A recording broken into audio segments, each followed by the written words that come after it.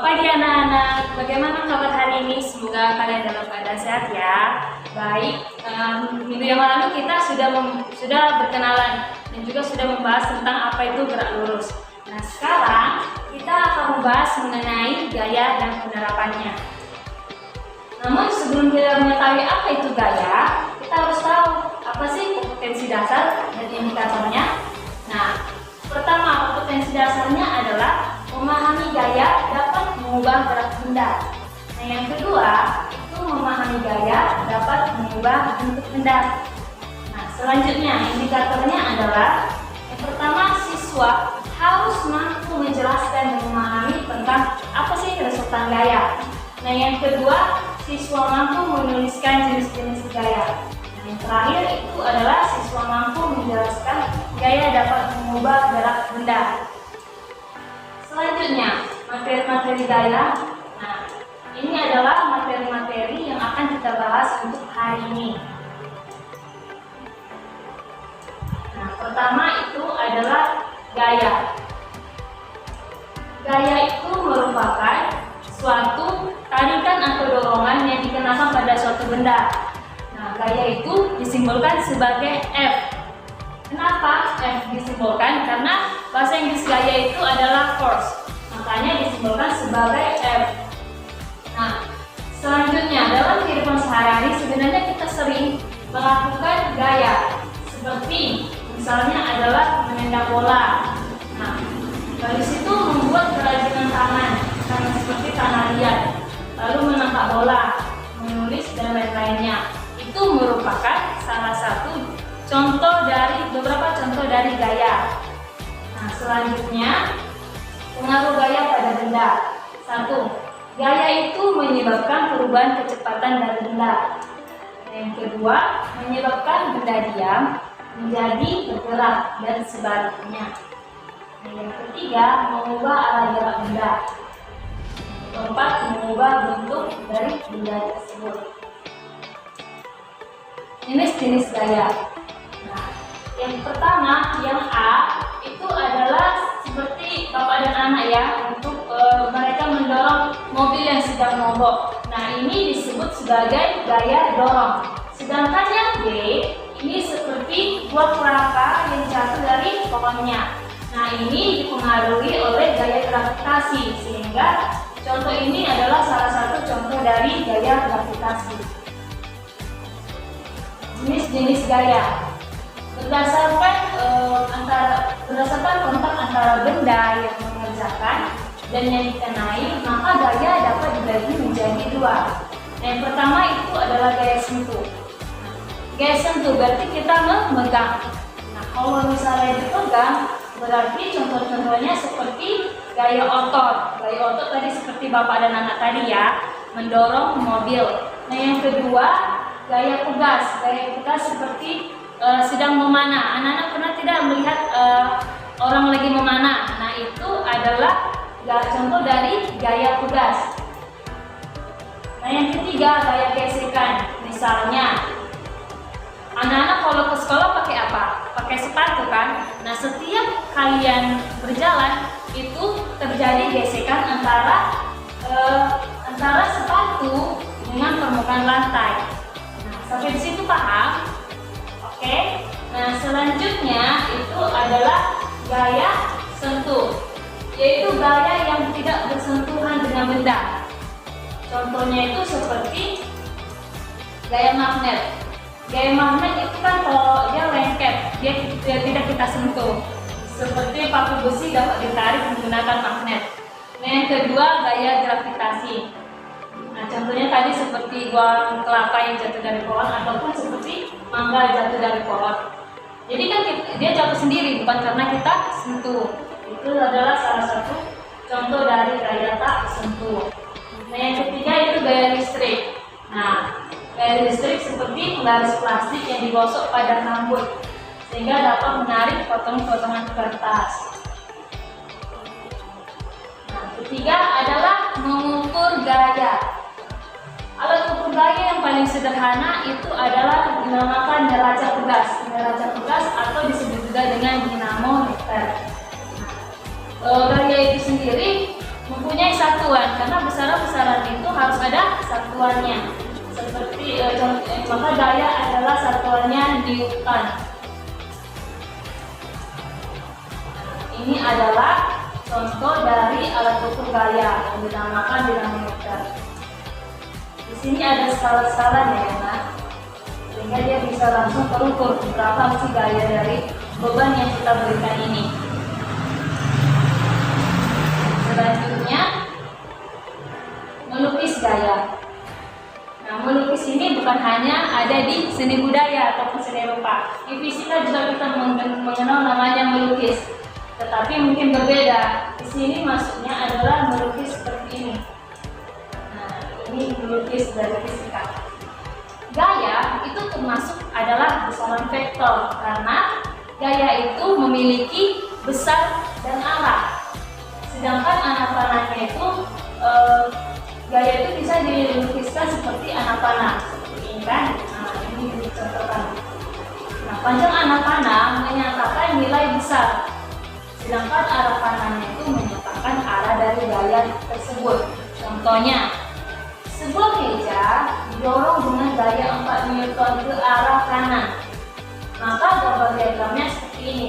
Arah 4 kan, 1, 2, 3, 4 ke arah kanan.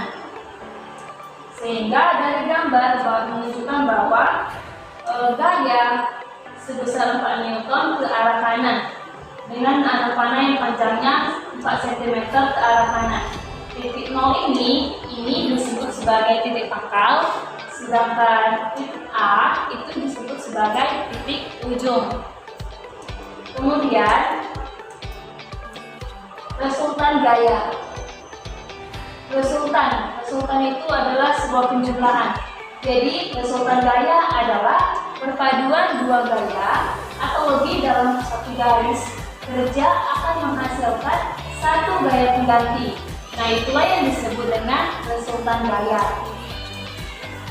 Nah, yang pertama, jika gaya F1 dan F2 ini searah, misalnya ke arah kanan kedua-duanya, berarti jumlahnya itu menjadi F sama dengan F1 ditambah F2. Tetapi jika F1 dan F2 itu berlawanan, maka rumusnya itu jika F1-nya lebih besar menjadi F sama dengan F1 dikurang F2, di mana F1 misalnya adalah gaya pertama dan yang kedua adalah gaya kedua F2-nya, sedangkan F itu adalah resultan penjumlahan. Nah, ini adalah contoh-contohnya. Misalnya ini F1-nya bergerak 50 Newton itu kanan, lalu ke kiri 10 Newton. Berarti totalnya menjadi 50 dikurang dengan 10. Maka resultannya adalah 40 Newton. Nah, ini 50 Newton ke arah kanan, kemudian 40 Newton ke arah kiri ke kanan juga, sehingga resultannya menjadi 10 Newton. Nah, ini adalah salah satu contohnya. Resultan gaya dan usaha. Banyak orang untuk menggerakkan, menambah, atau mengurangi jumlah anak. Perhatikan gaya dan usaha yang dihasilkan serta arahnya. Klik reset untuk mengembalikan ke keadaan semula. Nah, di sini ibu mencoba memberikan si kanan, misalnya kita beri nama si kanan dan ini si kiri. Si kanan kita berikan gaya 30 Newton. Nah, tadi dia diam kan? Yang ini diam. Nah, ketika kita berikan lagi gaya dia ke kanan, si kiri itu, maka terjadi resultannya 0. Nah, tetapi ketika si ini kita beri lagi nih gaya lagi, kita tambah lagi orangnya, jadi dia bertambah lagi menjadi 30 Newton lagi resultannya. Tetapi kita tambah lagi sini, maka dia tidak terjadi perubahan. Kalau dia tidak terjadi perubahan, itu yang disebut dengan kesetimbangan. Artinya resultannya menjadi 0. Selanjutnya, gaya gesek. Gaya gesek ini merupakan gaya yang melawan gerakan antara dua permukaan yang saling bersentuhan, sehingga ia menyebabkan gerakan pada suatu benda semakin lambat dan akhirnya berhenti. Gaya gesek itu ada dua jenis, yaitu gaya gesek statis dan kinetis. Gaya gesek statis artinya gaya gesek yang terjadi pada saat benda belum bergerak. Sedangkan kinetis itu terjadi ketika benda bergerak. Artinya kalau kinetis itu benda sudah bergerak baru terjadi gesekan.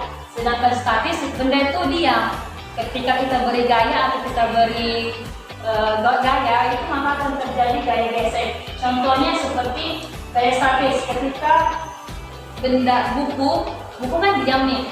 Kita beri gaya, bisa kita beri dorongan. Berarti setelah kita beri dorongan maka terjadi gaya gesek. Itulah yang disebut dengan gaya gesek statis. Tetapi kalau gaya gesek kinetis itu benda bergerak dulu, kita beri dorongan, baru terjadi gesekan. Itulah yang disebut dengan gaya gesek kinetis. Nah, gaya gesek juga ada untung dan ruginya. Yang pertama itu gaya gesek pada rem untuk memperlambat laju kendaraan. Karena kalau misalnya nggak ada gaya gesek, maka mungkin kendaraan-kendaraan yang ada di jalan itu bisa tabrakan. Nah, yang kedua, gaya gesek pada alas sepatu terhadap jalan. Jika jalan licin, maka orang pun dapat tergelincir. Nah, yang kedua adalah gaya gesek yang merugikan.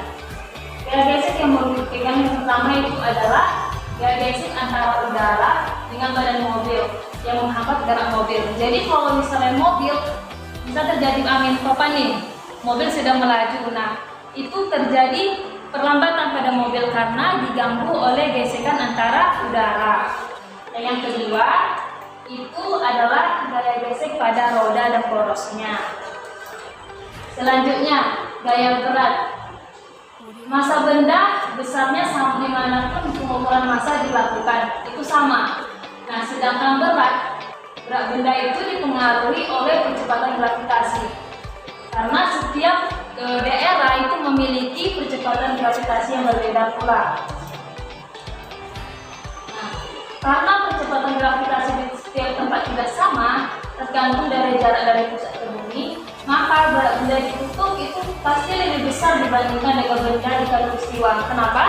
Karena jarak kutub itu lebih dekat ke pusat bumi dibandingkan dengan khatulistiwa. Oleh karena itu, secara umum rumus berat itu adalah W sama dengan M kali G, di mana W adalah berat benda dan M adalah massa dari benda dan G adalah percepatan gravitasi. Materi yang Ibu sampaikan, semoga kalian paham semua ya nak. Nanti Ibu akan memberikan tugas-tugas melalui Google Classroom. Semangat ya untuk mengerjakannya. Ingat, tulisannya harus rapi supaya mendapatkan nilai tambah. Selamat siang anak-anak.